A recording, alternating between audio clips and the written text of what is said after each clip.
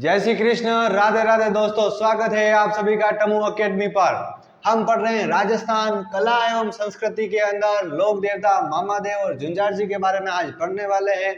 मामादेव राजस्थान के ऐसे एकमात्र लोक देवता हैं जिनके न तो कोई मंदिर होते हैं, न ही इनकी कोई मूर्तियां होती। इनकी पूजा जो गांव का क्षेत्र होता है उसकी बाहरी जो सीमा होती है गांव की, वहां पर लकड़ी का तोरण बनाकर उनकी पूजा की जाती है। इन्हें बरसात का देवता कहा जाता है। मामादेव दो प्रकार के होते हैं, एक होते हैं खारे मामा, एक होते हैं मीठे मामा।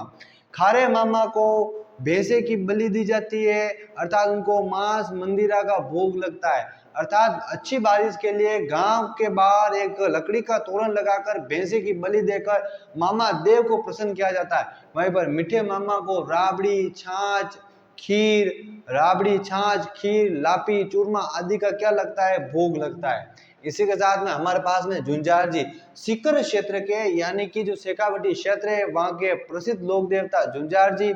ये 3 शेखावत भाई थे। यह गांव की रक्षा करते हुए शहीद हो गए थे।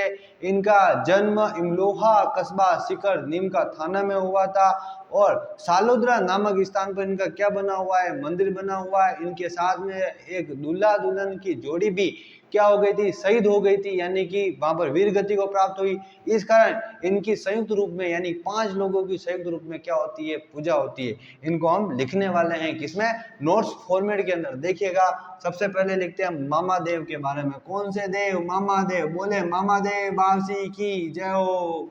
देखिएगा मामा देव के बारे में लिख रहे हैं हम। मामा देव जो है आपके, देखिएगा इन मामा देव को हम लिखने वाले हैं। मामा देव के बारे में इनका न तो कोई मंदिर होता है, न कोई मंदिर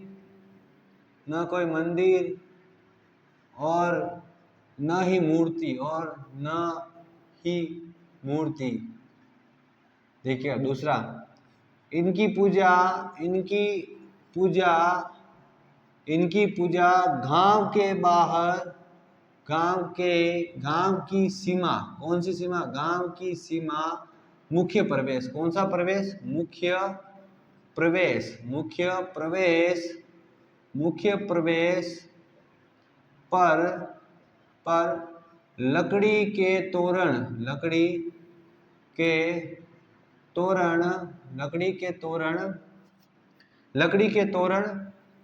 की पूजा की जाती है। मामा देव को खुश करने के लिए क्या किया जाता है, सुनिएगा। मामा देव को खुश करने के लिए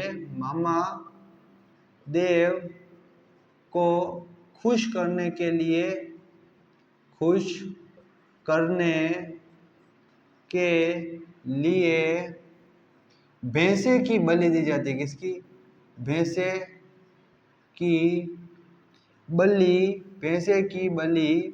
दी जाती है। मामा देव इससे क्या होते हैं, खुश होते हैं। क्या होते हैं, मामा देव खुश होते हैं। सुनिएगा नेक्स्ट आप सुन रहे हैं, इसमें मामा देव के बारे में और कहा जा रहा है कि ये बरसात के देवता हैं। कौन से, बरसात के लोक देवता कौन है, मामा देव। बरसात के लोक देवता कौन है, मामा देव। नेक्स्ट देखिएगा, राजस्थान के एकमात्र ऐसे लोक देवता जिनका न कोई मंदिर होता न कोई मूर्ति। राजस्थान के एकमात्र ऐसे लोक देवता जिनकी न तो कोई मूर्ति होती है, न कोई उनकी क्या होता है, मंदिर। न कोई मूर्ति और न कोई मंदिर होता है। ये राजस्थान के एकमात्र ऐसे लोक देवता हैं। मैं आपको मामा देव के बारे में एक बार पुनः बता देता हूं, तो ध्यान से सुनिएगा। मामा देव राजस्थान के एकमात्र ऐसे लोक देवता है जिनका न मंदिर होता है न मूर्ति होती है। अर्थात ऐसे लोक देवता जिनकी बिना मंदिर और बिना मूर्ति के क्या होती है, पूजा होती है। इनकी पूजा कैसे होती है, गांव का जो मेन प्रवेश द्वार होता है जहां से लोग प्रवेश करते हैं गांव में, वहां पर लकड़ी का तोरण बनाया जाता है, उस तोरण की पूजा की जाती है और वहां पर भैंसे की बलि दी जाती है। किसकी, भैंसे की बलि। तो मामादेव खुश होते हैं, क्या होते हैं, खुश होते हैं, अच्छी बारिश होती है, क्योंकि ये बरसात के लोक देवता कहलाते हैं। इसी के साथ में सुनिएगा, मामादेव दो प्रकार के होते हैं, एक होते हैं खारे मामा, एक होते हैं मीठे मामा। खारे मामा को शराब, मांस, मदिरा आदि का भोग लगता है, वहीं पर मीठे मामा को राबड़ी, छाछ, चूरमा, लापसी आदि का क्या लगता है, भोग लगता है। आप इसका स्क्रीनशॉट ले लीजिए। फिर हम पढ़ते हैं झुंझार जी के बारे में। हम झुंझार जी के बारे में पढ़ने वाले हैं। तो दोस्तों आपने इसका स्क्रीनशॉट ले लिया होगा, तो हम झुंझार जी के बारे में पढ़ने वाले हैं।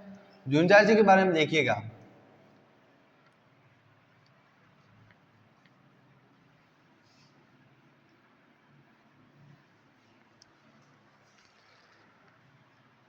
ये है हमारे झुंझार जी। झुंझार जी को हम लिख रहे हैं यहाँ पर क्लाउड फॉर्मेट में। झुंझार जी, झुंझार जी देखिएगा, इनका जन्म कहाँ हो रहा है, इनका जन्म करवाएंगे, जन्म करवाएंगे इनका इमलोहा, जन्म करवा रहे हैं, क्या करवा रहे हैं, जन्म इमलोहा, इमलोहा सीकर में। कहाँ पर, इमलोहा सीकर में इनका क्या हुआ, जन्म हुआ।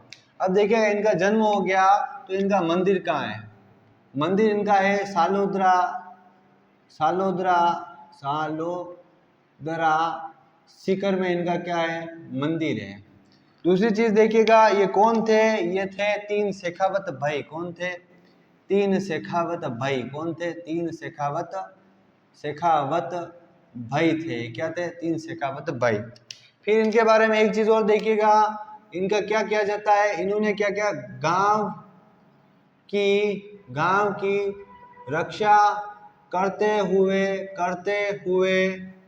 वीर गति को प्राप्त, वीर गति को प्राप्त। इनके साथ में क्या हुआ, इनके साथ में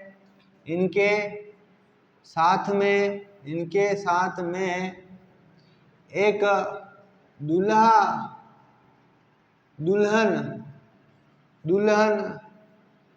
दुल्हन भी वीर गति को प्राप्त। कौन सी गति, वीर गति को प्राप्त। सुनिएगा, दूल्हा दुल्हन भी वीर गति को प्राप्त हो गए। तो ये लोग कितने हो गए, टोटल 5 लोग हो गए। इन 5 लोगों की इनकी जो पूजा है, पूजा संयुक्त रूप में की जाती है। किस रूप में, संयुक्त रूप में इनकी क्या होती है, संयुक्त रूप में पूजा।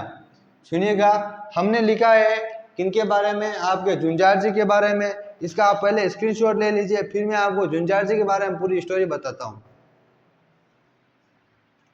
तो दोस्तों आपने झुंझार जी का जो नोट्स फॉर्मेट था, इसका स्क्रीनशॉट ले लिया होगा। झुंझार जी का जन्म इमलोहा कस्बा सीकर के अंदर होता है। ये 3 शेखावत भाई थे और इनका मंदिर सालोदरा, कहाँ पर है, सालोदरा है, सामुद्रा, सालोदरा भी कहते हैं, सामुद्रा भी कहते हैं। कहाँ पर, सीकर के अंदर। ये सीकर के अंदर भी नीम का थाना के अंदर आते हैं। और उसी के साथ में देखिएगा इनका ये जो पूजा होती है वो संयुक्त रूप में होती है। 5 लोग थे, 3 शेखावत भाई और एक दूल्हा दुल्हन 2।